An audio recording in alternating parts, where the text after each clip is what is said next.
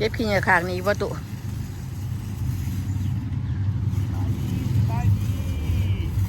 เก็บขี้เหงื่อขางที่ใหม่เด้อพ่อแม่พี่น้องเก็บขี้เหงื่อนี่บ่เก็บขี้เหงื่อนี่บริตัดก็จะเป็นอยู่วันตัดคูปีกูโดนขี้ขาดตัดเนาะเท่านั้น ขาดจิ้มไปดู ขาจะต้นหนึ่งเป็น100พอได้นี่ แพงได้ต้นนึงนี่ได้พ่อแม่พี่น้องนี่ ต้นเป็น100พอได้นะ มันเป็นดอกมันหยิบที่ดอกกระแดงบ้านเฮาเนาะ ดอกงามก็ไปเก็บขางล้างพุ่นเด้เอานี่จะเผาแก้มันจิบดนั่นคีบข่อยชิยาวไปพี่นะพ่อแม่พี่น้องยามแห้งมาเก็บเดินบ้านเดินเมืองไปพุ่นแอร์กับพัฒนาเปิดดูพันอย่าบรรดาอยู่เปล่าเปิดพออยู่นี่ได้ต้นนกไม้เนี่ยแล้วลูกสาวเราไปซื้อเด็กมานี่นะลูกสาวเราไปซื้อเด็กให้เมียเราจ่ายหนีอยู่แล้ววะบ่ามาบอกเมียว่าไปจ่ายเด้อว่าสันขอซื้อมาละทั้งได้ว่าเอาขาดซื้อพันปลายคนนี้ลูกเราก็สั่งว่ากับเมียเราอยู่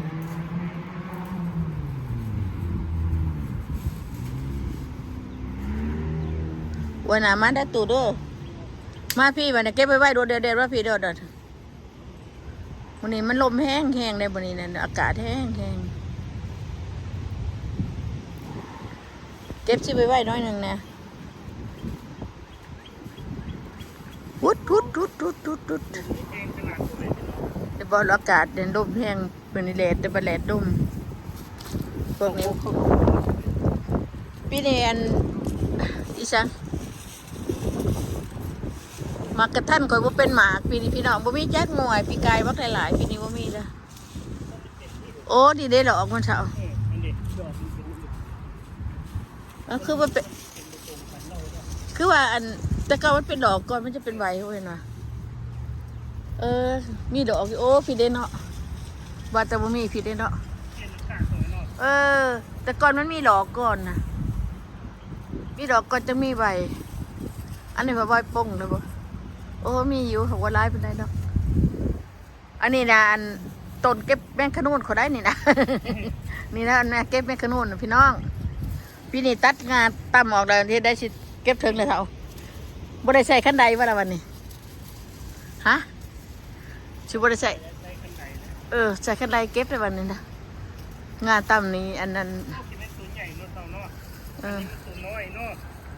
กระบอกน้อยทอด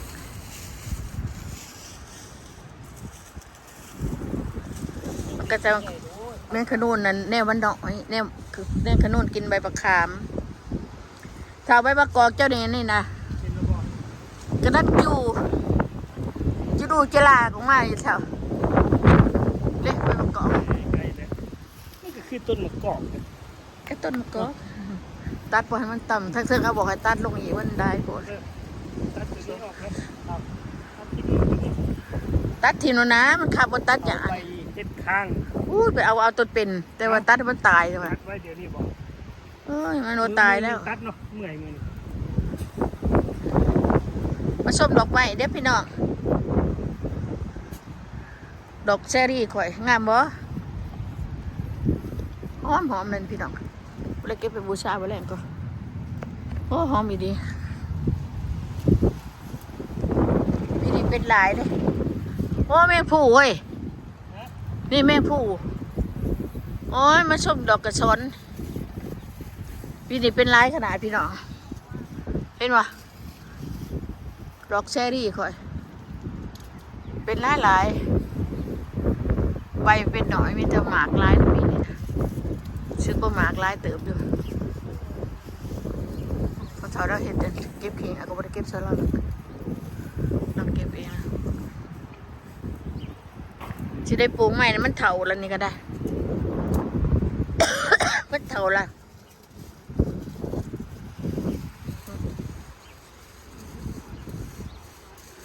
โอ้หลอกลายดี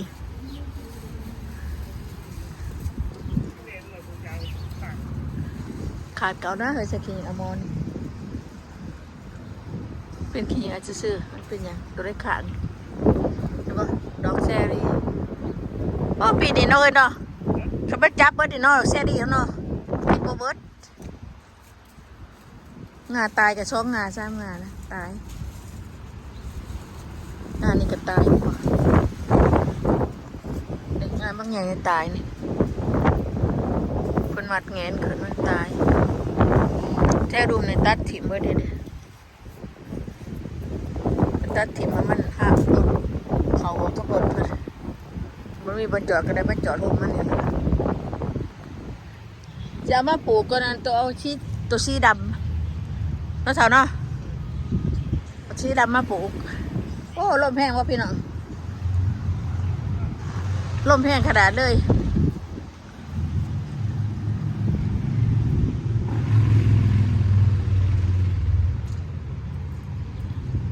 ต้นนี้บ่มีเลยพี่น้องตายต้นนี้ตายคอดอกูปีก็เป็นหมากปีกายก็ได้กินหมากอยู่เนาะเท่าเนาะปีนี้เพิ่นว่าตายจังใดวะตายแบบบ่บอกเลยเนาะเท่าเนาะเอายังมาใส่มันนี่วะเอายังมาใส่มัน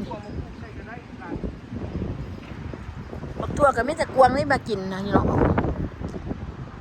กวางมากินใบกินหยอนก็บ่ดีเถอะเถอะ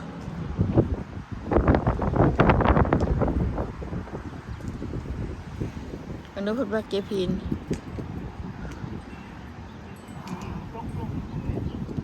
เก็บหินนะเก็บหินอ่ะโอ้ยลมขนาด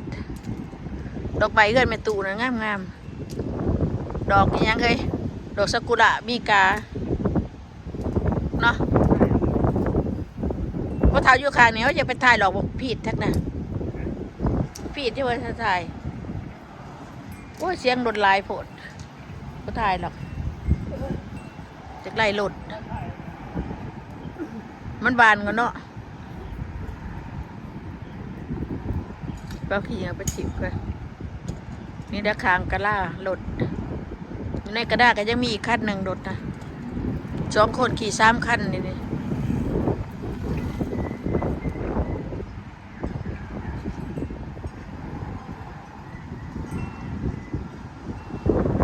เดือกงานนะไปกระเด็นบุดวันนู้นวันนู้นเดี๋ยวพี่น้องรถลูกสาวเพิ่นว่าอยู่ละจะขอคนไปประเทศอังกฤษอยู่อังกฤษเพิ่นก็ไปซื้อคันใหม่อยู่พุ่นรถนะผัวคันหนึ่งเมียคันหนึ่งนะอยู่พุ่นละ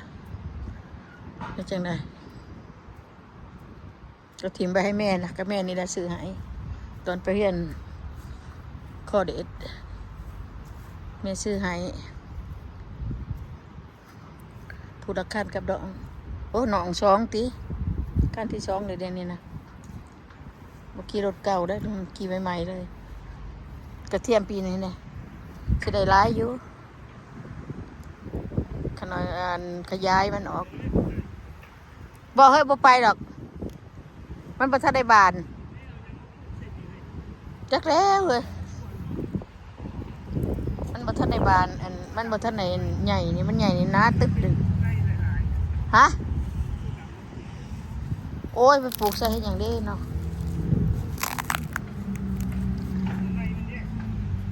คอยเอาเบี้ยมันเอามาแต่เบี้ยมันมากนะก็พ่อเฒ่ามาเบิ่งนี่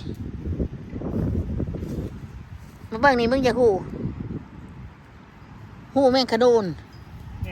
แม่ได้นี่หลายเนาะหูแม่งขนูนได้นี่นะนี่แหละครอบยางมาอ้อมโอ้ยอ้อมอีกจะมันเล็กหน่อยมันมาดิจะเล็กหน่อยมันมาดิกระเทียมข่อยกันใหญ่เบิดนี่เนี่ยข่อยได้เป็นขู่ผู้ได้นี่เนาะข่อยวงกันมันห่างหัวบักแย่มึงแย่ตัวกระปั่นก็ปีกายนี่ซื้อทอกระปั่นนี่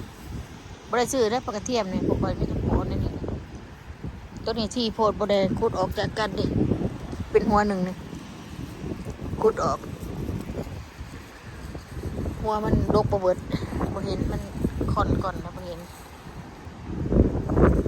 หญ้านี่ทั้งโพดมันมาเกิดอยู่นี่นี่แพร่ขนาดหญ้านี่เกิดอยู่นี่สิได้ขุดออกเด้อนี่มาน้ำกินดินบางช่วง ในบนนี้บ่มีกระเทียมบ่มีต้นกระเทียมบ่เนี่ยนี่สิเอาตัวดิซับก็ใช้นี่ก็บนนั้นก็บ่มีบนนั้นก็บ่มีจะทำมันก็งามนะนี่มันเป็นตัดหญ้าแล้วก็ตัดถอกไว้ข้างนอกนี่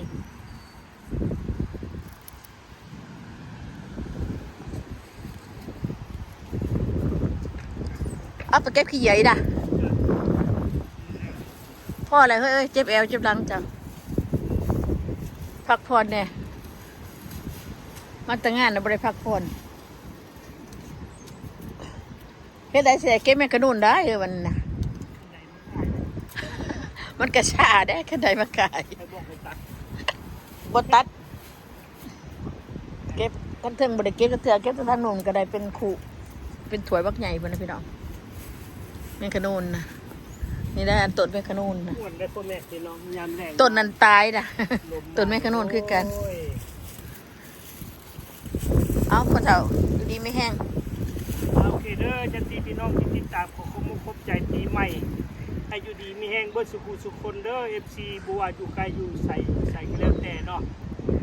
ได้ตลอดปลอดภัยมีความสุขความเจริญเอาไปบ้าน บาย